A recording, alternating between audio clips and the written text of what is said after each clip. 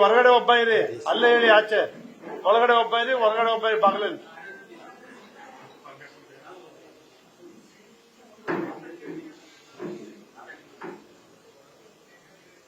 ಬಹಳ ದಿನಗಳ ನಂತರ ಮಾಧ್ಯಮದ ಸ್ನೇಹಿತರ ಜೊತೆಯಲ್ಲಿ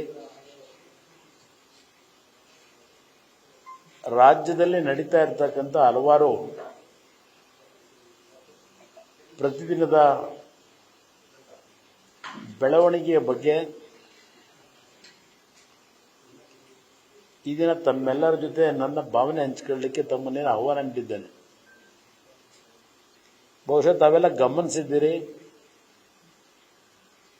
ಇತ್ತೀಚಿನ ದಿನಗಳಲ್ಲಿ ನಾನು ನಿಮ್ಮ ಮುಂದೆ ಬರ್ತಾ ಇರತಕ್ಕಂಥದ್ದನ್ನು ಸ್ವಲ್ಪ ಕಡಿಮೆನೇ ಮಾಡ್ಕೊಂಡಿದ್ದೇನೆ. ಅದು ಬಹುಶಃ ನನ್ನ ಮೇಲೆ ನಿಮ್ಗೆ ಅಸಮಾಧಾನವೂ ಇದೆಯೇನೋ ಗೊತ್ತಿಲ್ಲ ನನಗೆ. ನಮ್ಮ ಕೈಗೆ ಸೀದಾ ಓಡಾಡ್ತಾ ಇದ್ದಾರೆ. ಆದರೆ ಇವತ್ತು ಅನಿವಾರ್ಯವಾಗಿ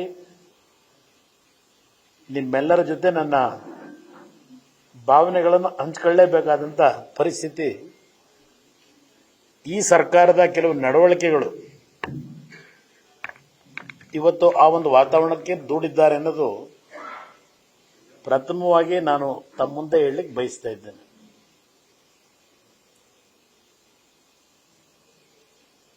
ಕಳೆದ 2 ದಿನಗಳಿಂದ ಪ್ರಾರಂಭ ಆಗಿರತಕ್ಕಂಥ ಒಂದು ಘಟನೆ, ಮಂಡ್ಯ ಜಿಲ್ಲೆಯ ಕೆರಗೋಡು ಗ್ರಾಮದಲ್ಲಿ ಒಂದು ಧ್ವಜಸ್ತಂಭದ ರಾಜಕಾರಣ, ಮತ್ತೊಂದು ಈ ರಾಜ್ಯದಲ್ಲಿ ದೇವರಾಜ ಅರಸು ಅವರಿಗಿಂತಲೂ ಒಂದು ಹೆಜ್ಜೆ ಮುಂದೆ ಹೋಗ್ಬಿಟ್ಟಿದ್ದಾರೆ. ಈಗ ಶೋಷಿತ ವರ್ಗಗಳ ಧ್ವನಿಯಾಗಿ ಶೋಷಿತ ವರ್ಗಗಳ ರಕ್ಷಣೆಯನ್ನ ಕೊಡ್ತಕ್ಕಂಥದ್ದಕ್ಕೆ ಪಣತೊಟ್ಟು ಚಿತ್ರದುರ್ಗದಲ್ಲಿ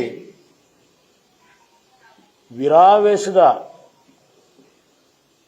ಭಾಷಣ ಮಾಡಿದ್ದನ್ನು ನಮ್ಮ ಮುಖ್ಯಮಂತ್ರಿಗಳಿಂದ ಕೇಳಿದ್ದೇನೆ, ಅದನ್ನು ಆಲಿಸಿದ್ದೇನೆ.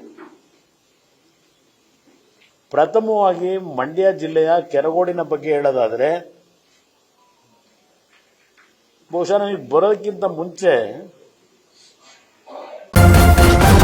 ನ್ಯೂಸ್ ಫಸ್ಟ್ ನಿರ್ಭೀತಿಯಿಂದ ನಿಮ್ಮ ಪರವಾಗಿ.